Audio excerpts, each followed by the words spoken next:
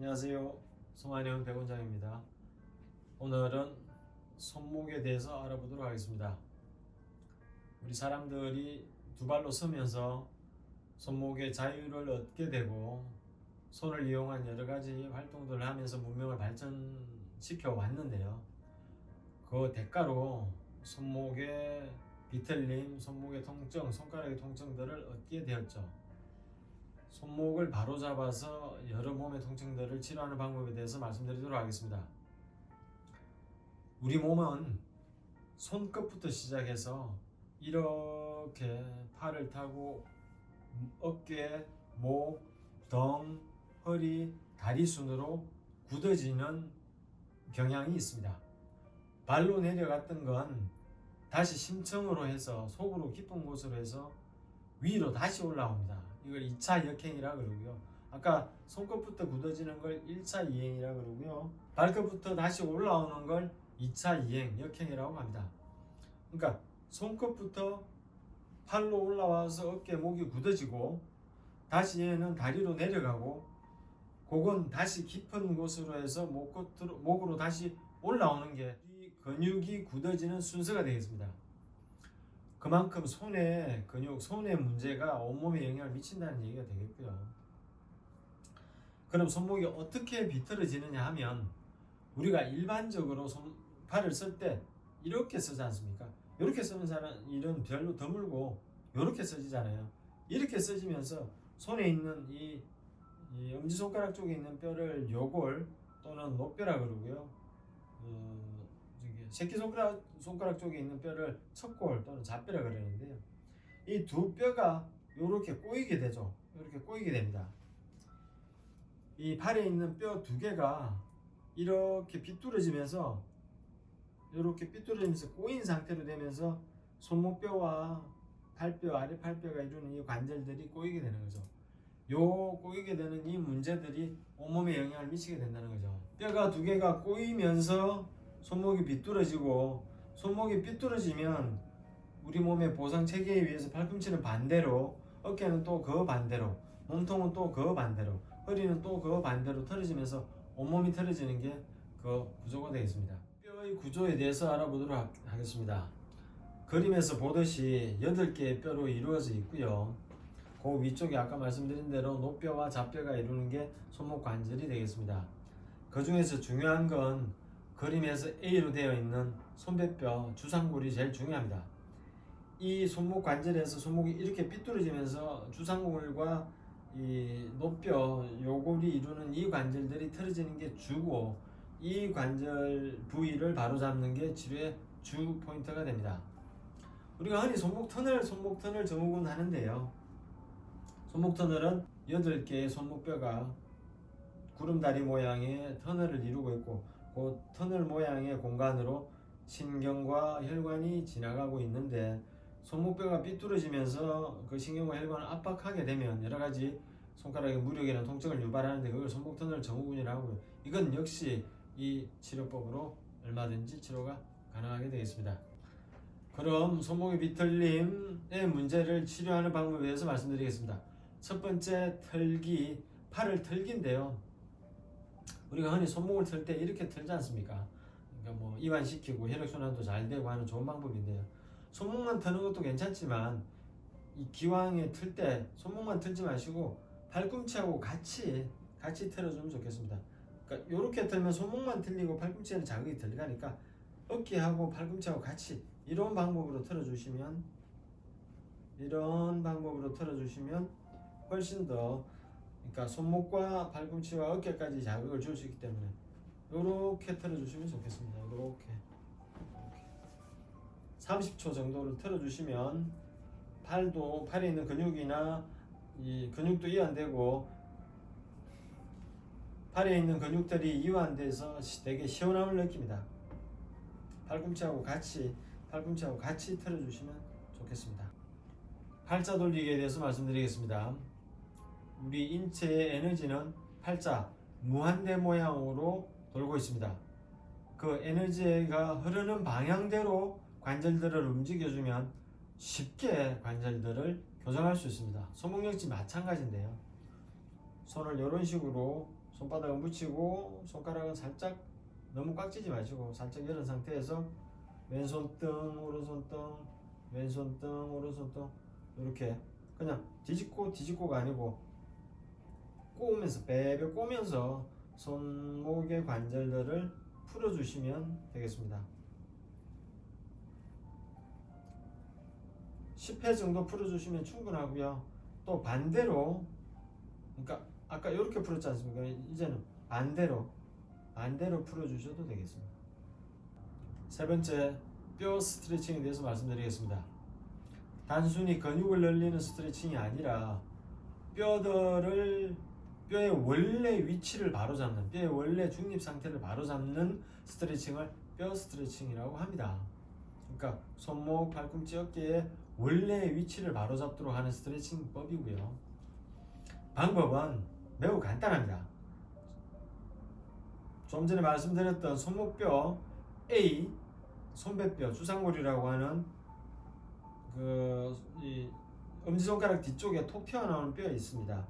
이걸 다른 쪽 엄지손가락으로 누르시고요. 엄지하고 새끼손가락하고 마주 잡고 나머지 세 손가락은 이런 식으로 뻗어 주시고요. 잡는 손도 똑같은 방법으로 쥐고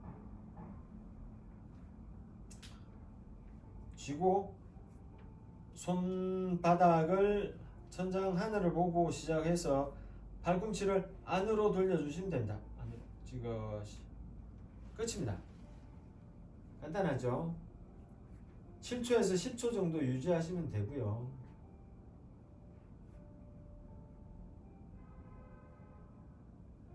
가까이 가서 말씀드릴게요. 손 모양은 이렇고요.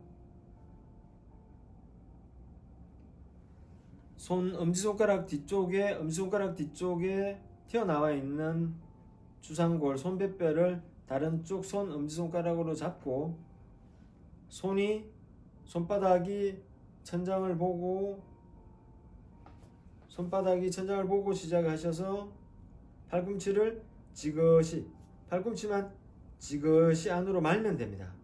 그래서 손 모양이 옆으로 이렇게, 아까 손바닥을 보고 시작했던 게 손날이 보이도록 이렇게 돌아가시면 정확한 스트레칭법이 되겠습니다. 주의사항은 손목과 어깨에 힘을 너무 많이 주어서 억지로 힘을 줘서 한다거나 할 필요는 없고요. 가벼운 마음, 가볍게 돌려주시면 됩니다. 팔꿈치만 안쪽으로 가볍게 말아주시면 되겠습니다. 뼈 스트레칭 두 번째 방법에 대해서 말씀드리겠습니다. 뼈 스트레칭, 손목 잡고 하는 뼈 스트레칭 방법에서 똑같은 요령으로 손목을 꺾어서 쥐시고 팔꿈치를 말아주시면 되겠습니다. 요건 손목을 잡고 하는 것보다 어깨 쪽으로 어깨 관절을 좀 더 정확하게 확실하게 바로 잡아주는 효과가 있습니다. 이때 손목을 살짝 안으로 비틀어주는 게, 이때 손목을 살짝 바깥쪽으로 돌려주는 게 요령입니다. 살짝만 돌려주시면 되고요. 팔꿈치는 여전히 안으로 말아주시면 되겠습니다. 뼈 스트레칭 세 번째는 엄지손가락을 잡고 하는 뼈 스트레칭이 되겠습니다. 방법은 똑같습니다. 이번에는 손을 쭉 뻗고 엄지손가락을 다른 손으로 단단히 말아준 상태에서 팔꿈치를 안으로 말아주시면 되겠습니다. 의외로 엄지손가락이 틀어져 있는 경우가 있습니다. 이 엄지손가락이 틀어지면 이 손바닥 반사에서 이 부위가 척추입니다. 척추. 그래서 엄지손가락이 틀어지면 우리 몸 자체가 틀어질 수도 있기 때문에 엄지손가락을 바로잡는 건 척추를 바로잡는 거와 똑같다고 했습니다. 이게 엄지손가락이 틀어져 있는 분들은 팔꿈치를 안으로 말아주시면 되겠습니다. 네 번째, 손목 젖히기에 대해서 말씀드리겠습니다. 손목 젖히기는 여러분들 흔히들 하시니까 다 잘 아시리라고 생각됩니다. 일반적으로 하시는 방법 그대로고요. 손을 이렇게 엄지손가락을 손등에, 나머지 네 손가락을 잡으시고 천천히 꺾어주시면 되는데, 이때 주의할 사항은 손목을 너무 꺾지만 마시고 손목을 밀어주면서 지그시 이 신경을 늘린다고, 여기 있는 신경이 정중신경이라고 그러는 팔신경인데, 이 신경을 늘린다는 기분으로 손목을 무작정 꺾지 마시고 지그시 늘려준다는 기분으로 손목을 밀고 거꾸로 동시에 해주시는 게 요령이 되겠습니다. 10초 정도 유지하시면 됩니다.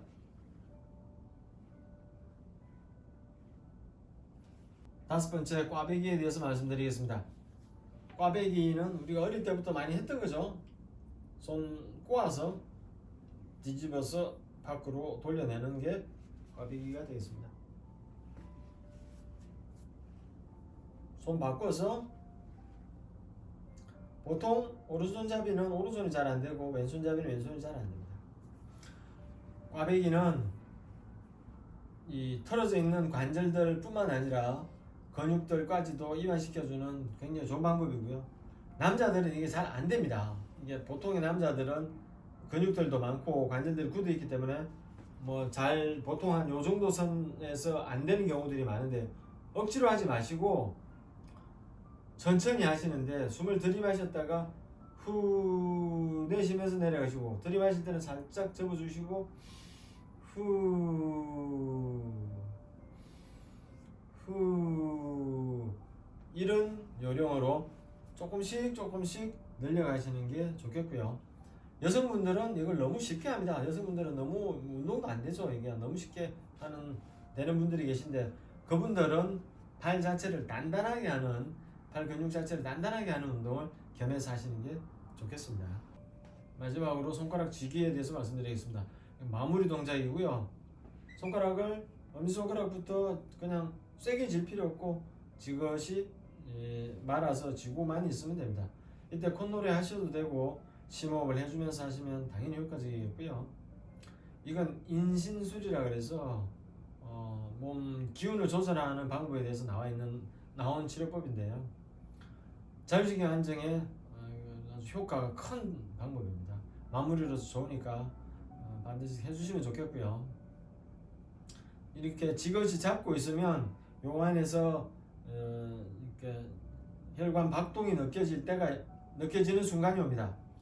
지그시 잡고 있다가 혈관 박동이 느껴지면 보통 한 7초, 10초, 빠르면 5초, 3초, 시간은 사람마다 상황마다 다 다르겠습니다만, 박동이 느껴지는 순간 혈관 박동이 느껴지고, 그 박동이 느껴지면 다른 손가락으로 이동하시면 됩니다. 심호흡을 하시면서 눈을 감고 하셔도 되고 콧노래 하면서 하셔도 되고, 마음을 편안하게 안정시키면서 하시면 되겠습니다. 손목 비틀림을 교정하면 손목, 팔꿈치, 어깨, 목의 통증 치료에 많은 도움이 되니까 시간 나실 때마다 해주시면 좋겠습니다. 컴퓨터 작업을 많이 하시거나 공부하시는 학생들 다 손, 팔꿈치, 어깨 다 아프시잖아요. 응용을 해보시면 도움이 많이 되시리라고 믿습니다. 무엇보다도 더 중요한 건 마음가짐이겠습니다. 마음을 즐겁고 기쁜 쪽으로 먹는 게 치료에 도움이 되겠습니다. 즐거운 마음으로 생활하시길 빕니다. 오늘은 여기까지 하겠습니다. 감사합니다.